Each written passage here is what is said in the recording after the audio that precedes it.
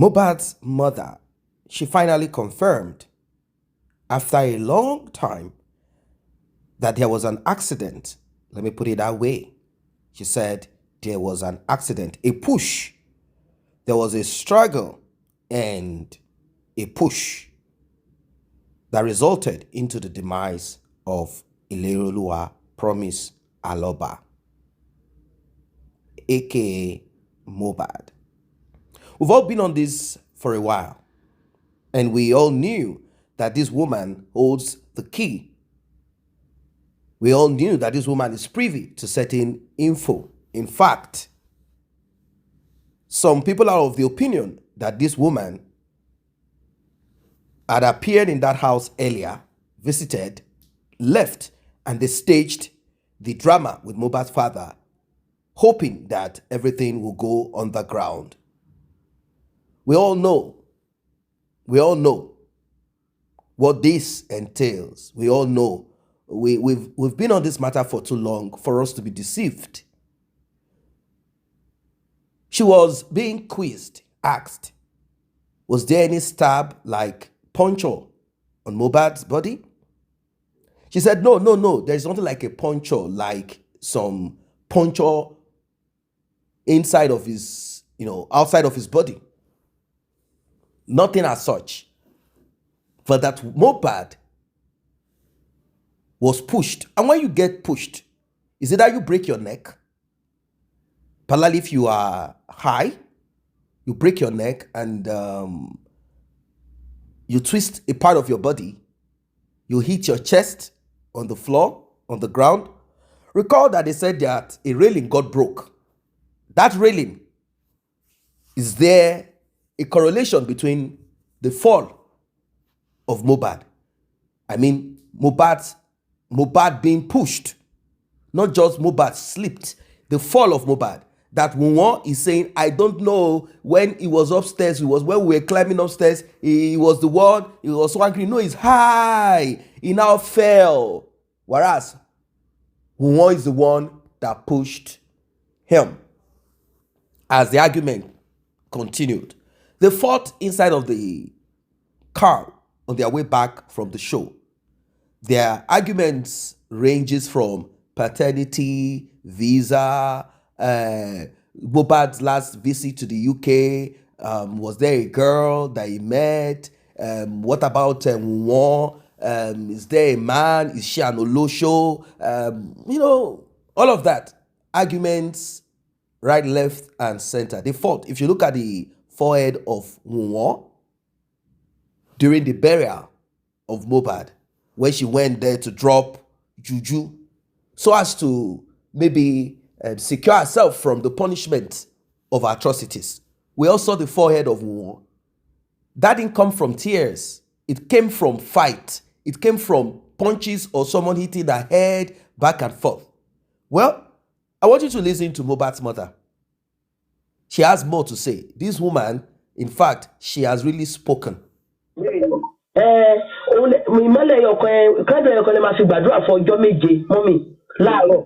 Káwẹ̀ ń bẹ̀ ẹ má gbàwẹ̀ o kò sáwẹ̀ ń bẹ̀ ẹ gbà láàárọ̀ ẹ gbà lálẹ́ ẹ gbà ẹ tó tọ́jú kándù yẹn tọ́jú ẹ̀ sínú báìbù yín tó bá tún dọ̀la ẹ gbà láàárọ̀ ẹ gbà lálẹ́ fún ọjọ́ méje lẹ́ni ká ṣe fún ọba tí ń tan ìmọ́lẹ̀ sínú òkùnkùn kó wá fún ìmọ́lẹ̀ yẹn kó tan ìmọ́lẹ̀ tí gbogbo nǹkan tó ṣẹlẹ̀ kí àṣírí yẹn. Ẹ béèrè lọ́rọ̀ tó ti pé ìjọ òlọ́mọ ẹ yọ sí tó ní kó ṣiṣẹ́ kan. Ṣé ẹni ká lọ máa béèrè lọ́wọ́ bàbá Mohbad pé jọ́wọ́ ni Mohbad yọ sí wọn? Èmi ti ṣe gbogbo ẹ̀ pátápátá máa ṣe ṣe. Mo tó mọ́ ní pé kí n lọ sí ṣọ́ọ̀ṣì lọ máa ṣe. Èmi ṣe ṣe. Ṣé ìmọ̀lẹ́ yẹn gbogbo tó ń kí lọ làásùlà? Gbogbo tó ń fi káwọn olóbi ẹ̀ fún mi yẹn. Èmi ti ṣiṣẹ́ fún Ọlọ́run. Mo ti ṣe ìlú. Màá tún ṣe ìmọ́lẹ̀ lọ́mọ mi. Ìmọ́lẹ̀ kó máa mọ́ fún gbogbo ìmọ́lẹ̀ náà kí lọ máa dùn. Ìmọ́lẹ̀ náà ni mo fẹ́ kẹ́ ẹ ṣe lò. Ìmọ́lẹ̀ ẹni kẹ́ lò. Ìmọ́lẹ̀ ẹni kẹ́ lò báyìí. Ìmọ́lẹ̀ ẹni kẹ́ lò. Ó ní kẹ́ ẹ̀mí ọlọ́ni kẹ́ ní ìmọ́lẹ̀ ọjọ́ ìmọ́lẹ̀ ẹyọ kan. Ó ní máa fi gbàdúrà fún ọjọ́ méje. Tẹ́ bá ti gbàdúrà ọjọ́ méje tẹ́ bá parí iṣẹ́ ẹ ní ọjọ́ méje lọ́jọ́ keje yẹn ẹ wá tanná sí.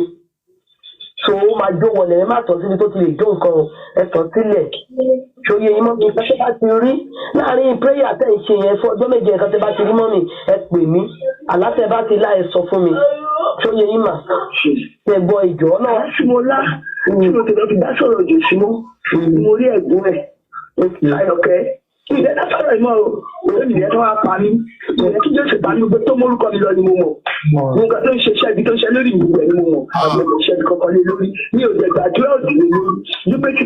níbo ni bàbá Mohbad ti ráyè máa ṣiṣẹ́ lé ìyá Mohbad lórí. kò sọ yẹn mọ́rọ̀ báyìí o. ẹ kò sọ o. kò sọ yẹn mọ́rọ̀ o kò sọ mọ́rọ̀ pé bóun ṣe tẹ̀lé àwọn apọkọjáyé lọ gbé wáìnì fáwọn ọlọ́pàá kọ́ máa lè àrẹ́sì dàrúṣà kò sọ yẹn náà mọ́rọ̀ o. ẹ ti mọ̀ pé ìyá yẹn pa pẹpẹ irọ́ olè olòṣì obìnrin. mo bá bínú ìmọ̀ àfọ́pọ́lọ́ máa dáa fún wọn lóṣù ẹlẹ́dàá mi máa dáa fún ẹlẹ́dàá mi máa dáa fún wọn ọ̀rọ̀ yìí ṣe ti jáwọ́ lọ́rọ̀ ọ̀rọ̀ yìí yẹn kọ́ fún mi kọ́ máa sọ pé mi gan ni mo pọ̀ mọ́ yìí àdéhùn ìdíje kọ́ máa sọ pé nǹkan tó ṣẹlẹ̀ sí rẹ̀ òun ló pa mo ti jáwọ́ lọ́rọ̀ wọn o ṣùgbọ́n ìtẹ́ni ti ṣe yìí mo ti tọ́ka ní ṣọ́ọ̀ṣì nǹkan mo ti tọ́ mo ní láti ṣe ẹni tì káńdù mi o láti fi gbàdúrà ọ̀rọ̀ tí ń gbàdúrà mo ti gbà máa lọ ṣe ṣùgbọ́n ní o ti jáwọ́ lọ́rọ̀ wọn kọ́ máa lọ ṣe díẹ̀ ni wọ́n máa ṣe díẹ̀ lẹ́jọ́ ẹ̀yìn tó bá wọ̀ ọkùnrin wọn lójú tó bá wọ̀ kọ́ máa fún wọn wàá wá ti ṣe wọn nìyẹn àwọn ọlọ́fẹ́ jogún kọ́ lọ́ máa jẹ́ wọ́n láti wọ́n nìyẹn o nípa fi mo ti dán nǹkan tẹ̀sán máa lọ ṣe ṣe ẹ̀rọ lè kú iṣẹ́ ní ti mọ́ wọ́n mi ò ṣe ń wò mí kó mà mọ́mì ẹ ní sùúrù ṣe rí pẹ̀lú gbogbo ọ̀rọ̀ tẹ́ ń sọ yìí ìbínú ìwà lọ́pọ̀ yín mọ́mì ṣe rí kò sẹ́ni tó lè fẹ́ bá lọ́rùn dòwò pọ̀ kó máa bínú ẹ máa jẹ́ bí a gbàgbé ṣe ní bá ronú sí gbogbo ọkọ tó ti ṣẹlẹ̀ látẹ̀yìnwá mọ́mì ó máa dùn yín mo fẹ́ fẹ́ new chapter mo fẹ́ fẹ́ ṣí báyìí ìwé tuntun mo fẹ́ fẹ́ tí ò nábà wọn ẹ máa ṣe ní gbogbo ọkọ tó ní kálù tí ìlú ti ṣe fún yín ẹ gbàgbé nípa ẹ̀ ṣóye yín mọ́mì kí àdúrà yín gbogbo ọ̀pọ̀ tẹ̀ wá kó lè tó yín lọ́wọ́ mọ́mì ẹ jọ̀ọ́ ṣóye yín ẹ má rò gbogbo ọ̀pọ̀ tó ti ṣe látẹ̀yìnwá gbogbo ọ̀pọ̀ tó ṣe kínní ẹ má rò ó mọ́mì kẹ́rí gbogbo ọ̀pọ̀ wà mí ò ń dáyàn lẹ́bi torí wòlíì ni mí mo máa fẹ̀mí dọ́gba pé kí ló fa gbogbo wàhálà yìí màá fẹ̀mí dọ́gba pé kí ni ṣe tó fa gbogbo wàhálà yìí kí ló gbé wàhálà yìí síta ṣóye yín màá fẹ̀mí gbọ́gbà kó tó di pé mo lè dá ẹjọ́ mi òun dá ẹjọ́ torí mi ò lè jẹ́ kí ọlọ́run kó bínú sí mi ṣóye yín onígbọ́gbọ́ tó bẹ̀rẹ̀ lọ́jọ́ yẹn tó fẹ́ máa dẹ́bi fún ìyá mo ní àtìyá àti bàbá kò sẹ́ni tó lẹ́bi ọlọ́run ní ayé nìyẹn ogun ayé nìyẹn nǹkan tó pè ní ayé nìyẹn ayé anamọ́nayé mo ní ṣe mọ̀ pé torí ògùn ọmọ yìí ló jẹ́ kí bàbá àtìyá separate torí àwọn wọ́n ti rí i pé ọmọ ológo yìí pé tó bá jìjọ pọ̀wọ́pọ̀ gbogbo mission wọn ló ṣe wá ṣẹlẹ̀ yìí gbogbo nǹkan tó plan fún ló wá ṣẹlẹ̀ yìí mo ní ká má débi fún ẹni bọ́ọ̀dì ká má débi fún ìyá Mohbad wọn gbọ́dọ̀ débi fún wọn gbogbo oníkálukú rí sì sí nǹkan tí mo sọ wọn kú wọn bí mo ṣe jẹ́ wọ́n rí sì sí nǹkan tí mo sọ wọ́n rí sì pé mo nítorí a lè dá èèyàn lẹ́jọ́ kó tún di wàhálà kó dé ẹ̀ṣẹ̀ sí wa lọ́rùn mo ní ká má dájọ́ fún anybody kéèyàn bá wà ní ẹ̀mí tí bá ní ẹ̀wọ́ ẹni ẹ̀wọ́ bó ṣe ṣe kéèyàn bá wà ní ẹ̀mí pẹ̀lú ẹni yà á mọ ọ̀kan tó kọ̀ ọ̀zẹ̀ mo ní kò sí ẹ̀bí lọ́wọ́ àwọn méjèèjì kọ́lọ́run jọ ayé wicked world la wà yìí kí àwọn ọmọ ní èṣù ti rí bàbá mi ti rí tí Jésù ìlú kan báyìí ni tí kò fèsì ẹ̀ ni kí làwọn ń wí kí làwọn ń sọ ó tún rẹ́ tẹlómi tó tún wọ̀ sí gbélé lọ tó yẹ ní mà ìgbà tí bàbá àrà wà láyé tó kò jẹ́ pé ó kọ gospel music ṣe mọ̀ fún òun náà ẹ wo táìmù tó ṣe pa mọ́mì ẹ wo táìmù tó ṣe bàbá àrà pa tó yẹ yín tí kò ṣe ìyẹn kò fèsì gbogbo èlọ́tọ̀ ó fèsì ẹ̀ ó fèsì ìgbà tó wà láyé ẹ wo ìgbà tó kú ẹ̀kọ́ ìgbà tó kú mo lọ ibi tó tẹ̀sí ibi tó ti tọ́jú ẹ̀ ní ẹ̀gbẹ́ ọ̀dọ̀ wa ń gba ìgbà yìí mo gbé lógùdù tó ti ilé ọ̀dọ̀ wòlíì tó wà mo débẹ̀ àánú ẹ̀ ṣe mí kókó oríṣiríṣi ló yọ sí lára kó tó di kó wá kú yẹn tó ẹ wo a lè dá anybody náà lè dá Ọlọ́run lẹ́bi mo tó bá wọn pípù yẹn mo ní mo fẹ́ kẹ́ wà nú ẹ̀ nítorí pé ẹ̀sìn inú ẹ̀mí lẹ́ fi ń dáyàn kan lẹ́bi tẹ́ bá wà nú ẹ̀ ní ọlọ́run máa sọ̀rọ̀ mọ́lẹ̀ sí gbogbo nǹkan tó ṣẹlẹ̀ fún yín mo ní so ẹ má dé anybody lẹ́bi fún kí ẹ má tún dẹ́jẹ̀ wọ́n má tún gba ìfẹ́ títí ẹ̀ lára ìdálẹ́bi ó ní ká má ṣe fún yàn ní ìdálẹ́bi tí ó yé yín mà gbogbo wọn tó ṣẹlẹ̀ ìpẹ̀lẹ̀ ìfẹ́ mọ́kàn kúrò bẹ́ẹ̀ ẹ mọ́kàn kúrò bẹ́ẹ̀ tẹ́ bá dé kọ́ọ̀tù bá tí bòdà bá tẹ́ bá bàbá lágbájá ẹ kíra yín ọlọ́run gan òfẹ́ káyọ̀ òdì mo dẹ̀ máa ń ṣe mo ti kí wọn máa bá wọn sọ̀rọ̀ máa bá wọn kí wọn mo rí pé ìwọ ẹkúnlẹ̀ kí wọn mo rí pé ìkọ́tọ́ lọ́rọ̀ mi ìyàkan lọ́rọ̀ mi bẹ́ẹ̀ kí wọn inú mi ìkọ́tọ́ mi yóò mi sọ fún mi kò fẹ́ tó rán mi yẹ inú mi èèyàn wà surprise ìgbà tí mo ṣe dùn ọ̀sẹ̀ tó rán mi inú mi dùn ọ̀gbọ́n kò wí pé inú mi kò ní kí kí wọn ìlọ́nà tèmi lọ mo jẹ́ pé mo jẹ́ kí wọn kọ́tí ọ̀gá mi náà gan ọkàn mi ṣàfihàn náà ṣàfihàn ẹ mọ̀ pé ẹ̀gbọ́n náà ó ti bí rúdurùdu kí ẹ mọ̀ màmá ibi tí ìfẹ́ bá wà lẹ́ni ọlọ́run máa ń dúró sí ẹni ọlọ́run kì í dúró sí rúdurùdu àtọ́ kì í dúró síbi ìjà ṣé ẹni téèyàn bá yìí jà tó bá lóun fẹ́ gan lọ́dọ̀ ọlọ́run ò ní ṣe fún. ó rà àbúrò mi sí mi wípé tó bá fẹ́ bá mi sọ̀rọ̀ kó pé èsì ìdájà kó má rẹ́ nígbàdì sí mi tó náà bẹ̀rẹ̀ yẹn sí mi gan inú bí mi ìwọ́n bá wọ́n jíṣẹ́ fún mi gan. ẹ má jẹ́ kí inú bí yẹn jọ ọ́. kọ́ má rẹ́ nìkọ̀kọ̀ tí tó bá fẹ́ bá mi sọ̀rọ̀ ọmọ bá mi sọ̀rọ̀ torí ìgbà sọ̀rọ̀ wọn náà.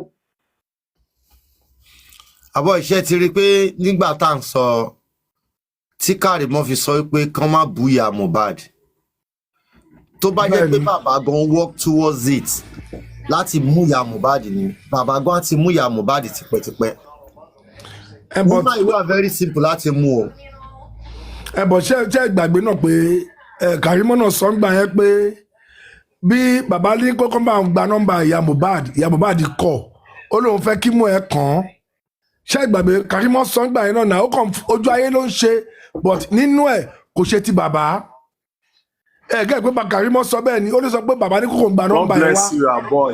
God bless you sir. Bàbá sọ pé kókó ń gba nọ́mbà yẹn wá ó ní ìyá Mohbad sọ pé no pé òun fẹ́ kójú ẹja òun fẹ́ kí mú ẹ kàn òun ò tí fẹ́ jẹ́ kó sọ́fà òun sì fẹ́ kó sọ́fà so ìyá yìí ojú òun láti sọ pé irọ́ ẹnu ẹ ti pọ̀ jù pé irọ́ tó ń pa ti pọ̀ jù ó ń sọ ilé yìí kó lè fi sọ ọ̀rọ̀ dídùn lẹ́nu lọ́dọ̀ woman yìí so that woman yẹn á lè máa sọ nǹkan tó dáa lójú bàbá Mohbad ó lóun rí Dàrúṣà pẹ̀lú màmá Dàrúṣà ó ní Dàrúṣà káwọn mórí báyìí bẹ́ẹ̀ ni pé ó sọ nǹkan nù ó ṣe bẹ́ẹ̀ tó jókòó láàárín àwọn bíi mẹ́rin àbí márùn-ún ó lọ wá wò pé kí ló ṣe máa ní ṣe bó ṣe give testimony tán ni ó ní wọ́n ṣáà sọ̀rọ̀ kí ló ṣẹlẹ̀ ó ní but bó ṣe wá ń ṣe yẹn pé ara wa ń ba èrú wa ń bò pé ṣé ìṣe pé bóyá bàbá yìí fẹ́ lọ ó lọ wá lòun wá pé ìkànnà àwọn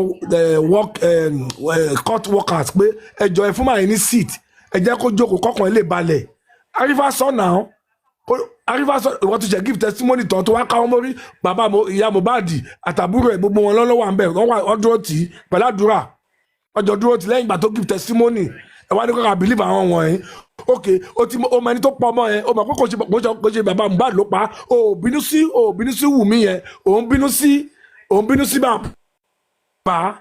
mo dẹ̀ pa ọmọ bàbá yìí dẹ̀ kọ́ o.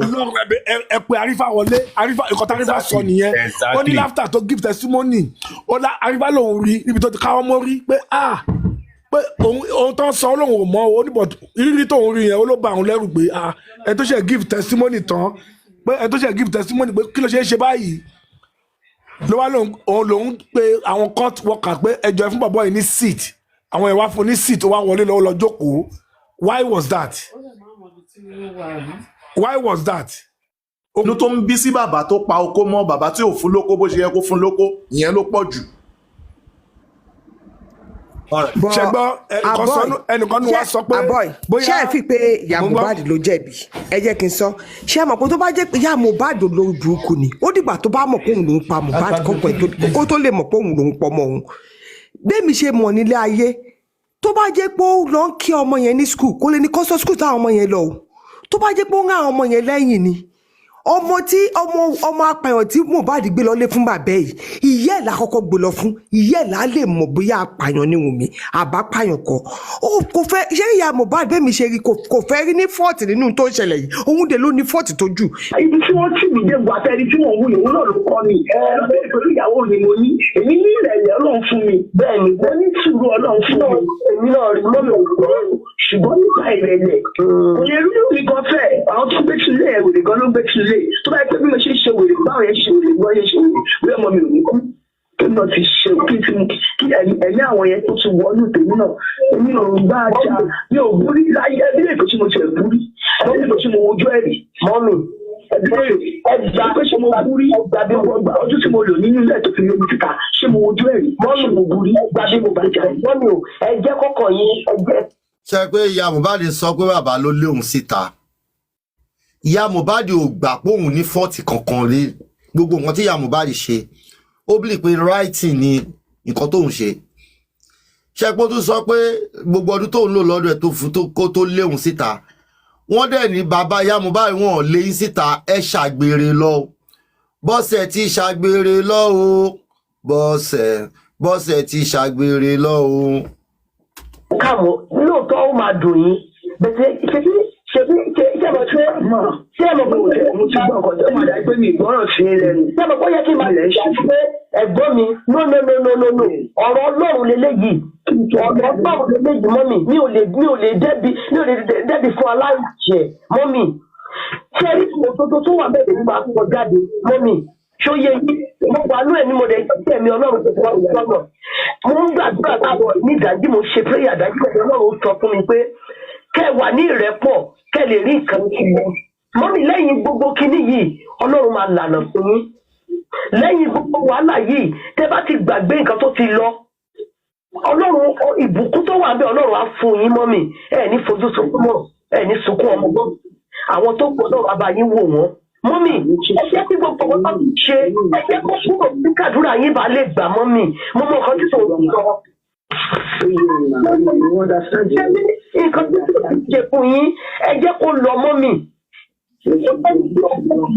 èmi kan tí mo wà nínú ṣáṣe níbi tí mo ṣàtúnṣe èmi tí mo wà nínú àwọn challenges kan nílé ọkọ àìmọye kò sẹ́ni tó bi tí ò rí wí mọ́mì ṣóye yín ṣẹ́rí ọjọ́ tá a bá rí wa one on one à ń sọ̀rọ̀ ṣóye yín mo fẹ́ kí gbogbo ẹ má ní anybody kọ́kọ́ kí àdúrà yín kó lè jẹ́ ìtẹ̀wọ́gbà ẹ jọ̀ọ́ mà ó ní ètò rere tí Ọlọ́run ní fún yín mi ò lè pọ̀ tọ́bì ṣèbí ó yẹ kí n gbìtẹ́yìn ẹ̀gbọ́n mi ò sí nínú ara pé mo ti ń bá yín sọ̀rọ̀ ṣóye yín inú ẹ̀ ni mo ti bá yín sọ̀rọ̀ mo fẹ́ kí ẹ jẹ́ kí gbogbo nǹkan tó ṣe fún yín ẹ jẹ́ ó di àfẹ́yìn tẹ́gùn fi ṣọ ẹ má nẹ́tìpọ̀dì sínú ìbéèrè ni pé oníṣìwà tí ará ilé ẹ̀tẹ̀ bá jà tó bá fẹ́ mú ọ̀rẹ́ ẹ̀ wá sí pẹpẹ kọ́kọ́ lọ bá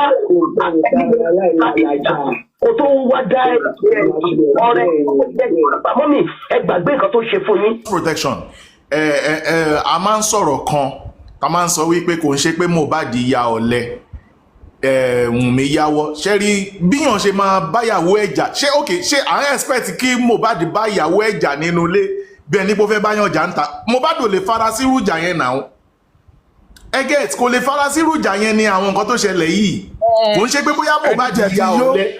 ó tiẹ̀ tí mo kọ́ yóò ti gbà pé ó ti yó dáadáa kò lè ní agbára bẹ́ẹ̀ láti bàjà náà ó ti yó ó ṣẹ̀dé láti concert. Avoicer, even kó má yóò sà even kó má yóò sà mo fẹ́ báyàwó mi jà nínú ilé màá wá máa lé egungun irú egungun wèrè wo nìyẹn tọ́ni sọ pé mi ò pè. ẹ má lè gbàgbé Karimo máa ń sọ nǹkan kan o Karimo máa ń sọ nǹkan kan o Karimo ní nígbà tó ń bọ̀ láti show ó ní ibo ni wọ́n yà ó ní kí ni wọ́n fún un ṣẹ́yìn mọ̀ nǹkan tó fún un tó yẹ kó tẹ̀ tí ó ń ṣojú ẹ̀ bàbà abẹ́ ti gbàgbé pé wọ́n máa ń gbé drug lu ọmọ yìí lára ni ṣé ti gbàgbé ni Abọ́sẹ̀dé worry o lè kúre o.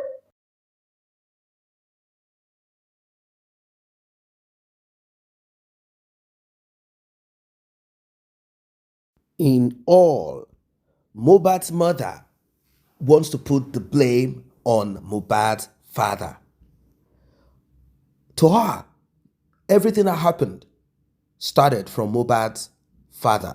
And this woman who called Mohbad's mom recorded it. It seems both of them had created, they've bonded. That's why she is able to tell this woman a lot and a lot. This woman, in a bid to get Mohbad's mother to speak or get her into confidence, allowed Mohbad's mom to go on this rant of Mohbad's father, Mohbad's father. But in between, what she does is to slip in the part of spirituality. Oh, it's a demonic thing. What happened is that Mohbad, as a child of destiny, promise, forces of darkness, knew that the first for them to achieve in getting rid of Mohbad is to make sure that both father and mother break apart. They attacked both of you first. Both of you split apart. Afterwards, Mohbad was hoping to meet a girl that has been fashioned to bring down his destiny. That this woman was crafted out of incest, a cursed soul, as a tool from the underworld, from the kingdom of darkness, possessed with demons, designed, made to be on the street so that she can learn the ways of the world. And this girl was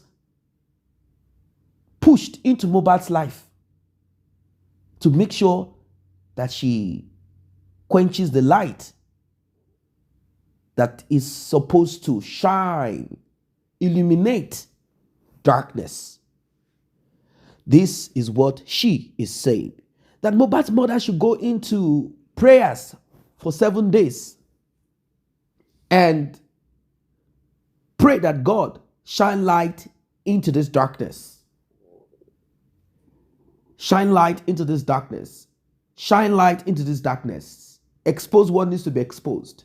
According to this woman, of course, if she does not speak in that manner, Mohbad's mom will not be comfortable, because majority of the concern of Mohbad's mother is about relationship with Mohbad's father. How can both of us return back together? You know, there are certain kinds of relationship that cannot work. I'll explain. You want someone in your life. You keep on pressing to have them in your life. But to what end? Do you want them in your life so that you can constantly berate them, constantly bash them? Every now and then you want them to always remain guilty. You know, that kind of relationship where you say, oh, it's enough, I don't want to be part of this anymore. The person keeps begging, and both of you come back together. And it's been 6 months, going to almost a year. It is the same old thing. The person keeps accusing you. The person keeps trying to make you guilty, even when you've done nothing. The person wants you to keep apologizing. It's as if they want you with them so that you can suffer for maybe mistakes that both of you caused. Anyway, how does this connect to justice for Mohbad? How does this give what we are asking for? Mohbad's mother is making us believe that we have to go back to the beginning, that this demise of Mohbad must be looked at from the beginning. I don't know if she is trying to tell us that Mohbad's father should be held responsible and that Mohbad's father is the one that caused the demise, or what? I don't get it. I don't get it. How can you, in a bid to punish your ex-husband, okay, she said, he ruined my life. He ruined my life. This is someone that I went with, married, even though my parents didn't like him. I offended my parents. In those years, I didn't see my father. Whenever I come visiting, my dad will not be at home. And at the end of the day, it seems what they said came back to be. They blamed me. This is how I fell into the hands of whoever she got married to. Well, it is what it is. How does this give us answers? How does that equal integrity? How does that equal transparency, truth, empathy? How does that connect to what we are saying, Mama Mohbad? We are asking you to tell us the truth. Is it that you don't even know, or you are being careful to make sure that your brother Darosha and Adura, your son, they do not in any way get robbed with the brush? They don't get brushed with this crime that they are obviously part of. Is that the reason why you are holding to yourself? Or is this just the greed? The money that you guys concluded is going to be shared amongst you. Is that what it is? How come you did not? It's just greed. It's greed. Greed is what covered your eyes. You felt, okay, as long as we are part of this together, money will be shared, we will enjoy ourselves, and that's it. If not, if I keep hammering on Wunmi, tell me what happened. Of course, you can't just say Wunmi, tell me what happened, because you know your own son was also around. Unless your son is saying, when we came back from the show, I got dressed up and I left to the club. I went out. So I'm not even privy to what happened. I was only called that something is wrong and I came home. Or is it that Adura, having left to wherever on that Saturday or Sunday night, came home at the early hours of Monday and went to his room, slept, thinking that his brother is safe, healthy, sound, everything is fine. After all, Wunmi and Mohbad, they fight a lot. And whenever fight starts, they start playing music. They start playing music. Whenever they begin their fights, they didn't know that this one is going to end Mohbad. They always fight, so it's not something to think of. Both of them always fight, and you don't want to get in between them. Because if you get in between them, you might be told to leave. You might be told to leave. So whenever they are fighting, they leave them. They leave them to fight. Both of them will fight and settle. So Adura went in, or he said he was making noodles the next day.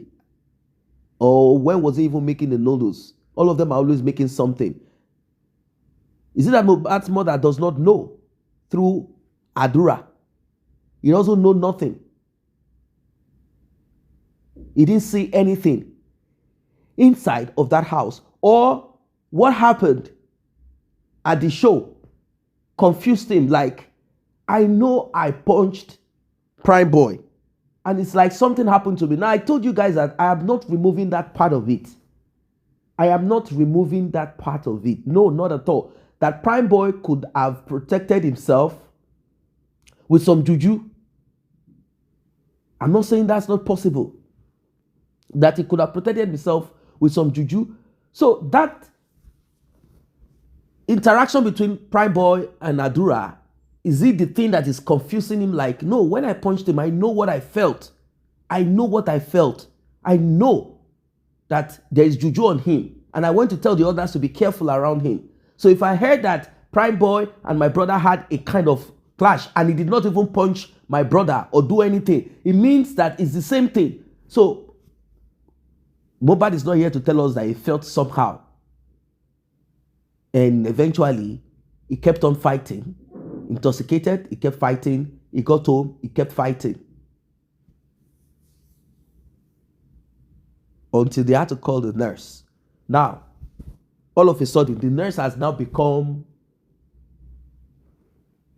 someone that we cannot access anymore. Unfortunately, the inquest that was supposed to, at least at this time, we are supposed to have gotten somewhere. At least the nurse would have spoken. We would have found a way to corroborate stories together. Because a nurse would not want to go down unless you want to stand on what I administered is just tetanus and maybe one pain reliever and whatever, antibiotics or something. That's all I administered and nothing more. Unless that's what she wants to hold on to, not to go to jail. But the nurse knows that everything is on her. Even when one made it clear that it's the nurse, what she gave.